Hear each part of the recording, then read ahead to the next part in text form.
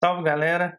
Hoje estamos começando o vídeo de uma forma um pouquinho diferente, já vamos direto para o código, porque vamos tratar de um assunto que é um pouquinho delicado. As pessoas às vezes ficam um pouco perdidas, mas o assunto de hoje é laços de repetição, né? E o que seria laços de repetição? Nada mais é do que você fazer alguma coisa um monte de vezes, sem ter que necessariamente ficar codificando essa coisa um monte de vezes. Então, para a gente já iniciar, vamos partir para esse exemplo, né? Carregar um vetor, e vetor a gente já viu no vídeo anterior, né? Carregar um vetor de tamanho 5, né? Um vetor com 5 posições, com o nome de 5 pessoas aleatórias, da forma como você quiser preencher, né? Você escolhe 5 nomes aí e preenche, beleza? Então a gente vai ver como preencher esses caras aqui manualmente e depois como preencher esses caras utilizando um laço de repetição, beleza? Então, modo DeLorean para a gente preencher esse cara manual aqui.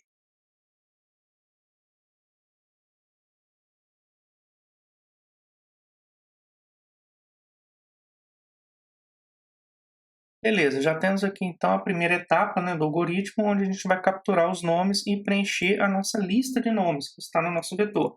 Então, eu posso colocar Ana, Beatriz, Marta, Pedro e Raul, por exemplo, e os nomes ficam todos gravados aqui nas devidas posições, beleza? Então agora a gente parte para a etapa de impressão.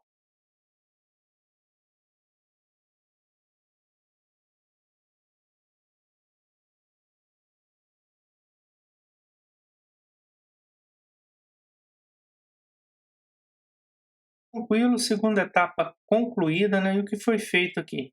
Após a captura, né, dos nomes que a gente preencheu no nosso vetor de pessoas, que é a nossa lista, né? O que foi feito? Então, comandinho novo aqui, né? Eu simplesmente limpei a tela e na sequência eu coloquei algumas linhas aqui, né, com um determinado texto no meio para servir de título e saí fazendo as impressões, tranquilo? Isso aqui vai funcionar super bem, né? A gente pode colocar aqui um Ana, Maria, José, Pedro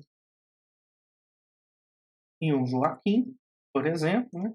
E na sequência ele faz a impressão, né? Ele apaga o que tinha antes e depois faz a impressão. Então até aqui o nosso algoritmo já funciona, né? A gente já tem tudo prontinho. Só que isso aqui não é o ideal, né? A gente tem muita coisa se repetindo aqui, né? A gente sempre está escrevendo uma mensagem para o usuário e fazendo a carga, né, de uma variável que a gente já conhece, trocando apenas ali uma posição, né? E a gente repete isso aqui por 5 vezes e da mesma forma a impressão a gente também repete por 5 vezes, né?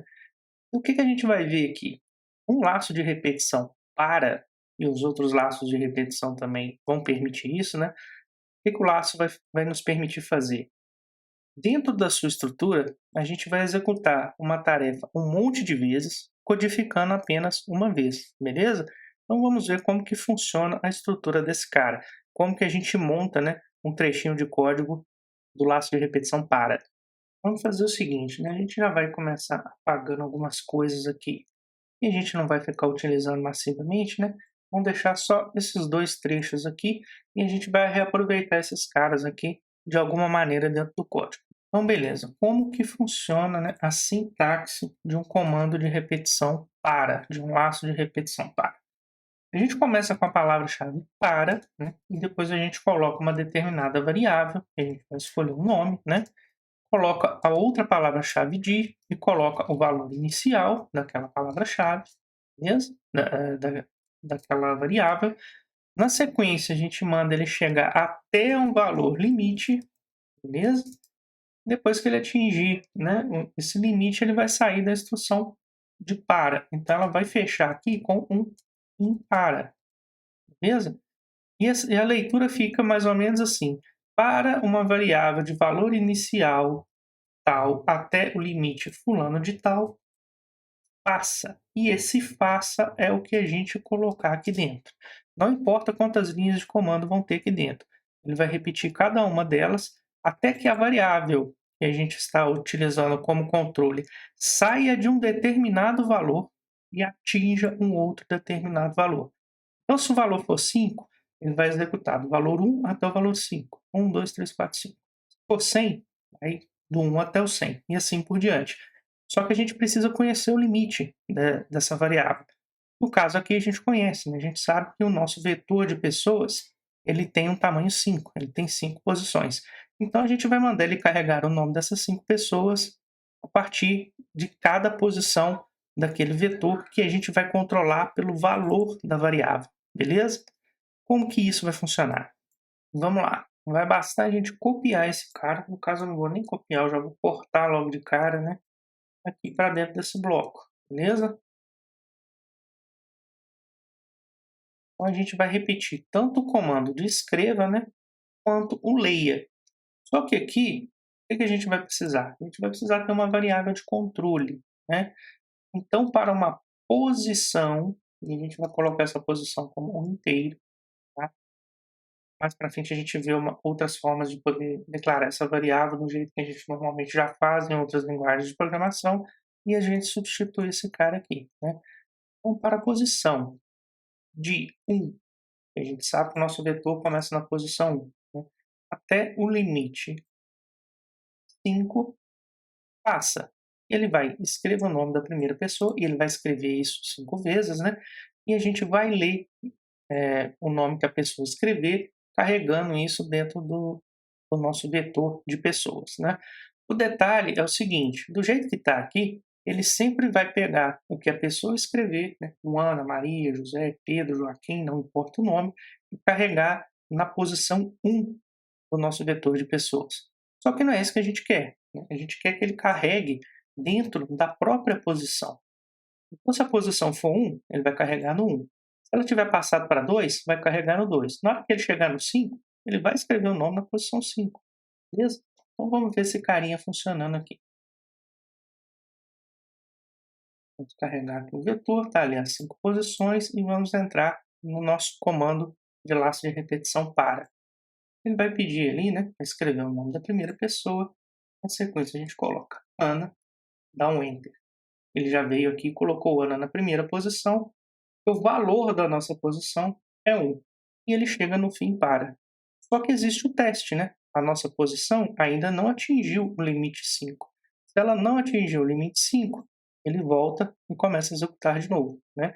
Detalhe, a nossa posição agora já vale 2. Então ele vai carregar o nome da pessoa lá na segunda posição. Maria, e fica aqui o Maria na segunda posição. E assim sucessivamente, beleza? Vamos terminar de carregar esse cara aqui. Ana, escrevi com minúsculo. Beatriz, Pedro, por exemplo.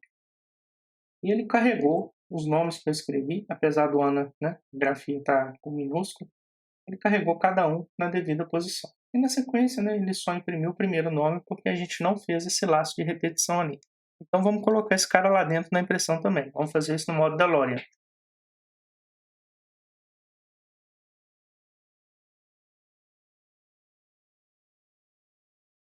Tranquilo, o algoritmo executou do início ao fim, né, e a gente conseguiu perceber que apenas com poucos comandos, né, a gente conseguiu fazer a carga do vetor que a gente tem, o vetor de caractere com o nome das pessoas, e conseguiu também fazer a impressão com poucas linhas de comando, né.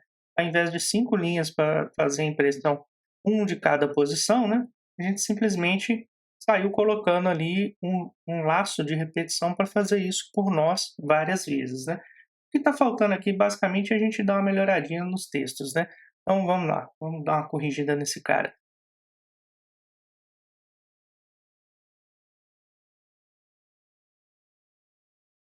Tranquilo, galera. Então conseguimos aqui fazer a impressão, né, demos uma melhorada aqui, na parte de textos, né, colocando de uma forma um pouco mais organizada, e a gente reduziu bastante o nosso código, né.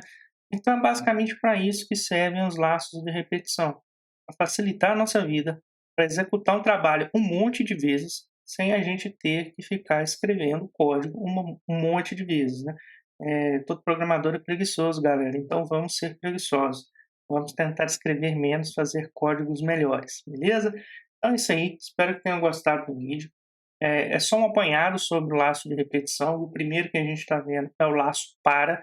A gente vai ver outros tipos de laço de repetição, mas com esse daqui a gente certamente já consegue trabalhar um pouco melhor a parte de vetores que a gente viu no vídeo anterior, né? Mas a gente ainda não tinha explorado muito esse cara, até porque ficar trabalhando com vetor sem ser dentro de uma estrutura de repetição, cá para nós é um pé no saco, né. Então acho que isso aqui vai facilitar bastante a nossa vida, né, e os nossos códigos daqui para frente vão ficar um pouco mais interessantes. Então é isso aí, valeu demais galera, se já é inscrito no canal deixa seu like, se não for, gostou do conteúdo, avalia se não vale a pena seguir com a gente, se inscrever no canal, ativar o sininho de notificação e seguir com a gente para aprender lógica de programação. Um abraço e até o próximo vídeo.